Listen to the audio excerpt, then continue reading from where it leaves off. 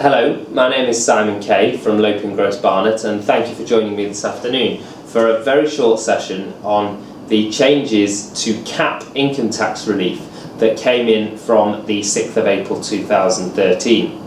Now, to give you an idea of where this came from, these were reliefs which have been available for many years, and the Revenue had provided those reliefs for people to use for their benefit. They were statutory reliefs. But the Revenue felt that people were abusing the reliefs for tax saving purposes that they were not happy about, and therefore they sought to change them and restrict the relief that is available.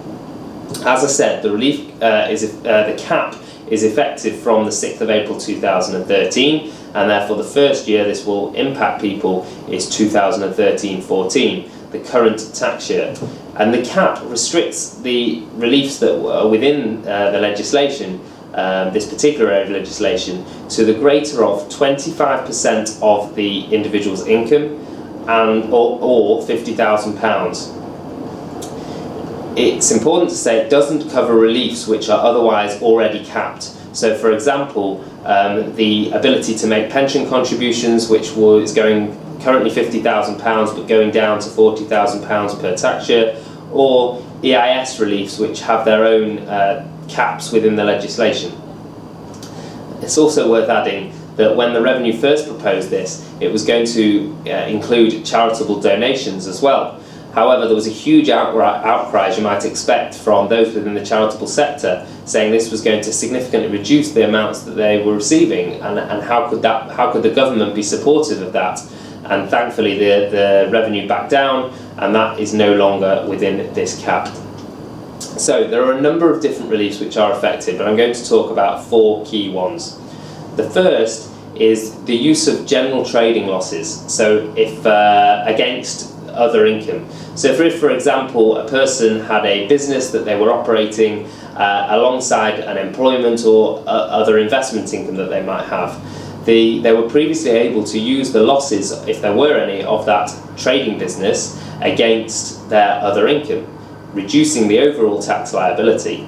However, the government felt people were abusing it and looking to create losses in certain situations, and therefore that will now be subject to the cap.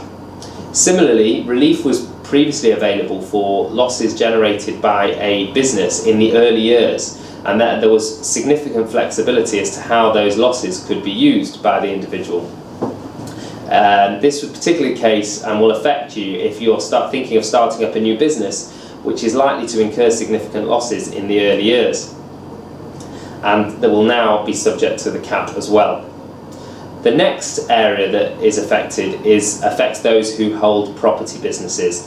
Now, whilst many property businesses might, from an accounting perspective, be profitable, where people hold investment properties that they rent out, the way the tax legislation works, often capital allowances, which provide a deduction for effectively for depreciation, meant that the business created a tax loss, and that element of the loss could be offset against other income.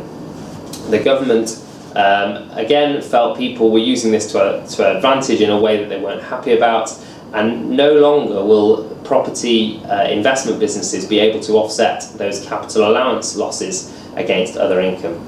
And finally, for the purposes of this brief session, interest. Now, this is interest which an individual might incur when they took borrowing to invest in a company or in a business. Previously, the individual would be able to claim relief for that interest as it was a finance cost to facilitate their investment. However, that will now be subject to the cap, where formerly it was completely unlimited.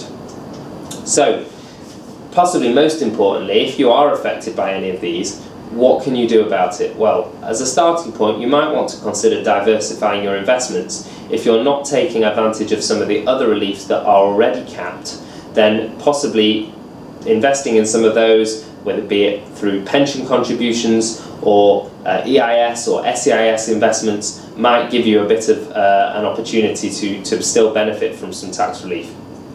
Secondly, if you're a sole trader business and you're going to lose the benefit of your loss relief, there might be some benefit to incorporating the company into a limited company. Now, that is a significant decision and can have commercial consequences and therefore will need some thought, but it would provide potentially some flexibility if the business is expecting to continue to make significant losses for a period of time.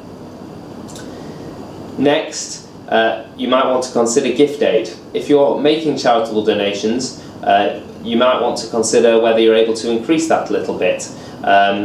It's also worth mentioning that gift aid can be, you can make an election to carry back gift aid to a previous tax year, and if you're likely to be affected in one tax year, that might be to your advantage to do so.